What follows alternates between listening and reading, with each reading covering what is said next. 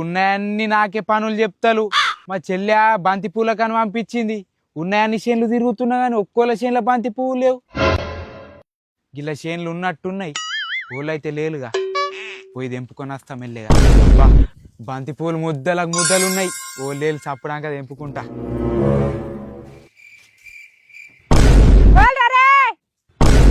మా పెద్దమ్మ లెక్క కొడుతున్నాయిగా. ఓ పెద్దమ్మా. అరే చిన్న నువ్వావురా? నేనే. అరే ఇటేట వచ్చినవరా మరి? మన చెల్లె బొడ్డెమ్మ చేస్తా అన్నది, పూల కోసం అని వచ్చిన. తెంపుకోమనయ్య పువ్వులు. సరే తెంపుకుంటా. ఇంతకీ మన పెద్దనాన్న ఎటువంటి నూకానివే కనబడుతున్నావు? పెద్దనాన్న మొన్న జారి పడ్డాడు, అప్పటి నుంచి నడుము నొప్పి లేచినప్పటి నుంచి చేన్లకే వస్తలేడు. మరి ఆపరేషన్ చేస్తే అయిపోతుండేగా. పెద్దనాన్న ఆపరేషన్ అంటే మస్తు తెరుస్తారా? నాకు తెలిసిన ఒక మంచి హాస్పిటల్ ఉన్నది. ఆడ ఎసుంటి సర్జరీ లేకుండా ఇంజెక్షన్స్ తోని ట్రీట్మెంట్ చేస్తారు.